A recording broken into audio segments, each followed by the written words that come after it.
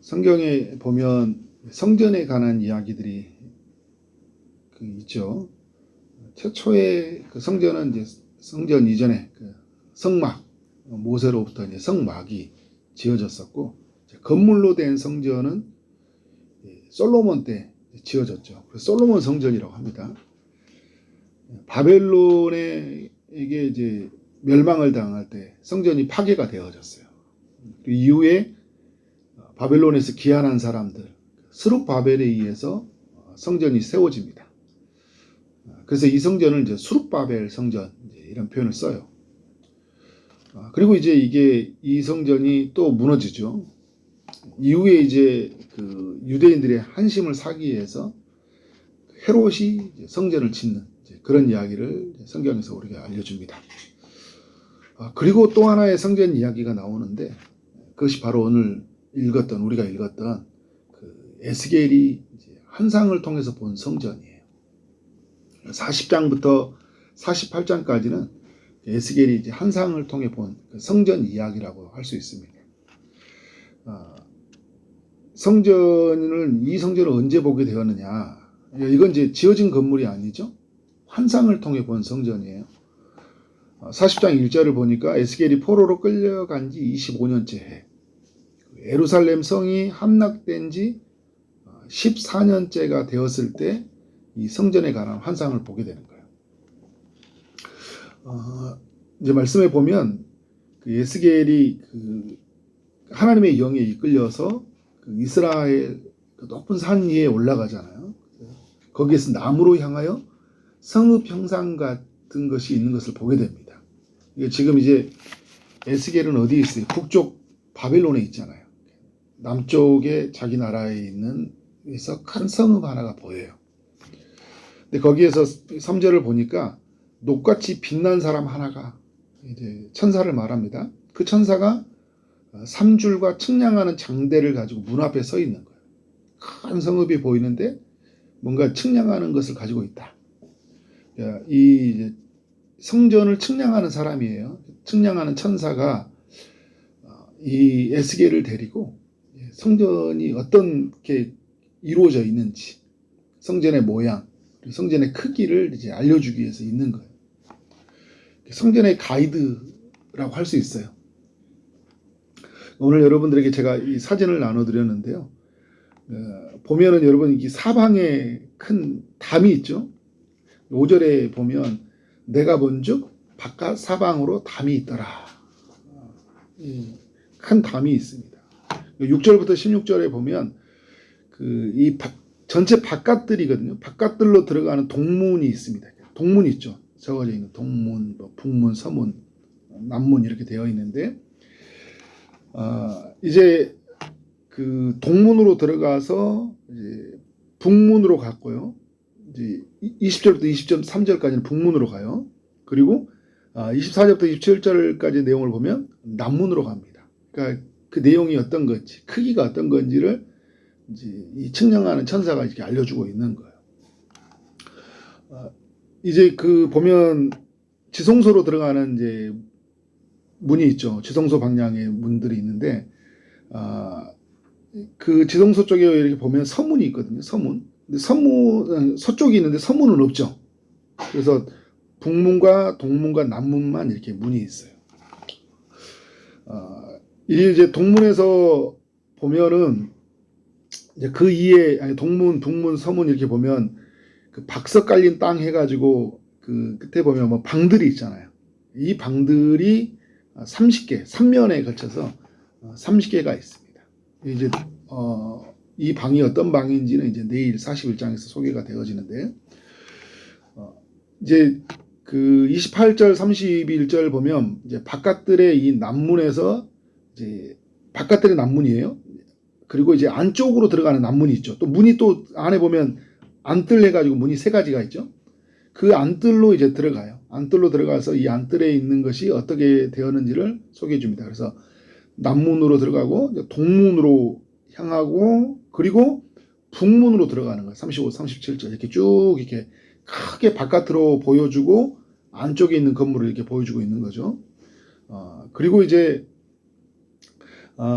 38절 이하에 보면 이제 북문으로 들어오는 길, 저기에 이제 빨간색 표시로 되어 있는 데 있죠.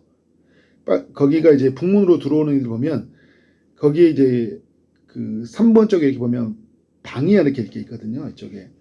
거기는 희생 제물을 준비하는 장소예요. 제사를 드리기 위해 희생 제물을 준비하는데 거기에는 이제 번제물을 싣는 이제 방이 있고 38절에 번제물을 싣는 방이 있다. 번제와 속죄제와 속건제 희생 제물을 잡는 상이 있어요. 거기에는 보면 43절에 보니까 그 현관에는 갈고리가 걸려 있고 상들에는 희생 제물의 고기가 있다. 이렇게 설명을 합니다. 44절에 보니까 북문과 남문 곁에는 제사장들이 사용하는 이제 방이 있죠. 제사장들의 방 적어져 있죠. 그리고 안뜰 사이에 마주보고 이렇게 서로 보고 있어요. 이 제사장들의 방이. 그리고 이제 48절 내용을 보면 이제 성전 문 앞에 들어가는 현관이에요. 성소와 안에 지성소가 있잖아요. 거기에 보면 이제 현관이 있거든요. 그 현관의 이야기가 이제 오늘 읽었던 이야기예요. 그래서 그 현관이 어떤 모양이더라. 크기가 어떤 것이다. 이렇게 이야기를 해주고 있죠. 근데 여러분 이 에스겔이 본 이 성전은 솔로몬 때하고 조금 달라요. 솔로몬이 지어진 성전과 조금 다릅니다. 근데 여러분 이 오늘 요 그림을 그렸는데 제가 이제 그 인터넷에 있는 그림을 가지고 온 거거든요. 이 그림이 정확하진 않아요. 여러분 막 어떤 분들을 보니까 막 입체적으로 영상으로 만들었어요. 우리에게 이해를 돕기 위해서. 오늘 말씀을 가지고 이렇게 적었지만 에스겔이 눈으로 본 것과는 좀 다르겠죠. 여러분이 뭔가를 보고 왔어요. 보고 왔는데 설명해주면 그 안으로 다 모든 설명을 완벽하게 소화해낼 수는 없을 거예요. 훨씬 더 굉장히 영광스러웠을 것이다. 아주 디테일한 부분까지 들어가면 정말 더 이렇게 자세한 부분들이 있겠죠. 그래서 우리가 이제 질문이 생기는 거예요. 이 에스겔이 본 성전을 어떻게 이해해야 되냐는 거예요. 나중에 이제 스룹바벨로 세워진 성전, 솔로몬의 형태로 본따서 이제 지었는데, 그리고 이 성전들 다 무너졌거든요. 에스겔이 지금 이 지은 성전은 어떤 분들은 뭐 제3성전이다 이야기해가지고 지어야 된다고 이야기하는데, 여러분 지금 성전을 지어야 돼요? 에스겔이 본 성전, 이게 설계도잖아요. 이게 보면 이걸 지어야 됩니까? 성전에 들어가면 성전 안에 있는 제사를 지금 드려야 돼요? 희생 제사를 지금도 드린다고 하면 예수 그리스도가 오실 필요가 있습니까? 없습니까? 필요가 없죠. 이 성전을 지은다 하면. 예수 그리스도가 오셨잖아요. 예수 그리스도가 오셔서 그 헤롯이 지어졌던 이 성전을 지어지고 있었죠. 그 헤롯에 의해서. 그 이 성전이 무너지고 내가 3일 만에 일으키리라. 요한복음에 이렇게 말씀을 하고 있어요. 예수님이 죽음과 부활로 말미암아 성전을 세운다. 그러니까 예수님이 자신의 몸으로 성전이 세우신다라고 말하는 거거든요. 그래서 여러분 예수님이 곧 성전이에요. 지금 여러분 우리가 눈으로 보이는 게 성전이 아닙니다. 성전 이야기하면 큰일 납니다. 우리 성전을 위해서 뭐 기도한 이렇게 오늘 성전 가자 이런 표현이 아니에요, 여러분. 이미 성전은 예수 그리스도가 그 몸이 성전이고 예수를 믿음으로 말미암아 우리가 예수님 몸 안에 들어가는 존재가 되잖아요. 그러니까 우리는 예수님의 몸 안에서 함께 지어져가는 성전이에요. 그래서 고린도전서에서는 하나님의 성령이 우리 안에 거하심으로 우리가 하나님의 성전 되었다. 또 우리가 그리스도의 몸 안에서 우리가 지어져가는 성전이다. 이제 이렇게 생각하면 돼요. 그러면 여러분 오늘 이렇게 말씀을 이렇게 쭉 이렇게 보면 내일도 그렇고요. 이 오늘 성전의 안에 보면 뭐 희장도 안 나오고 언약궤도 안 나오고 진설병도 안 나오고 등잔대 이런 내용이 안 나와요. 왜 이런 내용이 안 나오냐? 이 성전은 앞으로 오실 예수님에 대한 모형, 그림자거든요. 예수님이 오시면 사라지는 거잖아요. 예수님은 이처럼 성전의 영광을 가지고 있다. 근데 희장, 언약궤, 진설병, 등잔대가 없다는 건 뭐냐면 예수님이 희장을 찢으시고 어떻게 해요? 예수님이 죽음 이후에 희장을 찢으셨잖아요. 하늘로 가는 길을 열어놓으셨어요. 예수님이 그 언약궤에서 주시는 그 하나님의 임재, 그리고 하나님이 주신 은혜, 그리고 기도의 응답, 그게 예수 안에서 어떻게 됩니까? 예수 그리스도 안에서 그 은혜와 진리가 충만하신 예수 그리스도 안에서 하나님의 임재를 누리게 되고 예수 그리스도의 그 이름으로 우리가 기도의 응답을 받게 되고 그 은혜를 받게 되잖아요. 그러니까 예수 그리스도의 계시기 때문에 오셨기 때문에 어떤 의미가 있어요? 이제 더 이상 언약궤가 필요 없는 거잖아요. 예수 그리스도 그 자체가 언약궤이신 분이시니까. 그래서 성전에 보면 그런 내용이 안 나와요. 큰 애형의 틀만을 소개해주고 있는 거예요. 내일 또 좀 자세하게 잘 설명을 하도록 하고요.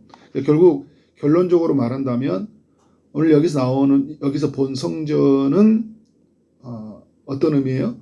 앞으로 오실 예수 그리스도가 어떤 사역을 하실지, 어떤 영광스러운 모습으로 이 땅 가운데 오실지를 알려주는 그런 그림이다. 에스겔은 그 그림을 보고 있는 거예요. 이제 오늘 이 말씀을 어떻게 교훈을 받아야 되냐 할 때, 저는 오늘 4절 말씀에 우리가 집중해야 한다는 생각이 들어요. 에스겔이 녹같이 빛난 사람 하나가 에스겔에 와가지고 뭐라고 하냐면 성전을 보여주면서요. 지어질 성전을 보여주면서 이런 이야기를 합니다. 눈으로 보고 귀로 들으며 내 마음으로 생각해라. 지금 이 성전을 보여주면서 이야기를 하고 있어요. 그러니까 지금 우리로 이제 가져온다 보면 이제 이렇게 되는 거겠죠. 이렇게 해석을 할 수 있는 거. 우리로 적용해 본다면 예수님이 이 땅에 오셨잖아요. 우리가 여러분 눈으로 봤어요. 예수님의 제자들이, 그죠? 우리는 뭘로 봅니까? 믿음으로 보는 거예요. 성령을 의지해서 믿음으로 보는 겁니다. 우리가 주님을 봐야 돼요. 어떤 주님을 봐야 됩니까? 우리 가운데 하나님의 아들이 있는데 육체를 입고 오신 주님. 우리의 죄를 해결하기 위해서 피 흘려주신 주님. 그래서 히브리서 9장 22절에 보면 피 흘림이 없으면 사함이 없다고 이야기하잖아요. 우리의 죄가 해결되려면 죄 없는 자가 피를 흘려야 되거든요. 그래서 구약에서는 어린 양이, 짐승이 피를 흘렸어요.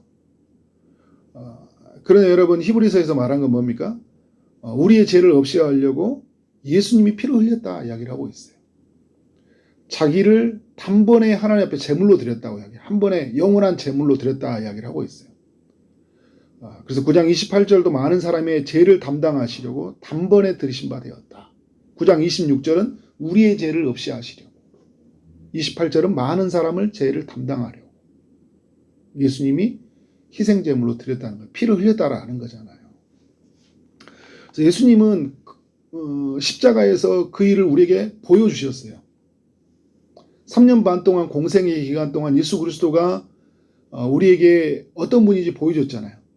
그는 우리가 믿어야 할 일, 구세주예요. 하나님의 아들이에요. 인자하신 분이에요. 병자를 고치신 분이에요. 귀신을 쫓아내신 분이에요. 오병이어의 기적을 일으키신 분이에요. 우리를 십자가에서 구원하신 분이에요. 우리를 보여주셨어요. 우리가 눈으로 보고 어떻게 합니까? 귀로 들고 우리에게 하나님의 산상수훈을 통해 말씀해 주시잖아요. 그리고 우리에게 어떻게 해요? 하나님 나라의 비밀을 알려주셨잖아요. 오늘 또 예수님은 어떻게 합니까? 성령을 통하여 교회에게, 하나님의 백성들에게 말씀해 주시잖아요. 그러니까 하나님의 사람들은 어떻게 돼요? 귀로 들어야 되는 거예요. 우리 성전 대신 예수 그리스도를 눈으로 보고 그리고 어떻게 해요? 그의 음성을 귀로 들으라 이야기하고 있어요. 또 어떻게 해요? 마음으로 생각하라. 깊이 마음으로 생각해. 그래서 여러분 히브리서에 보면 대제사장이신 그리스도를 생각하라. 바라보라. 나아가라. 이런 표현이 굉장히 많이 나오거든요. 우리는 예수님을 어떻게 해요? 예수님이 하셨던 일을 생각하면 생각할수록 어떻게 너무 은혜가 되잖아요.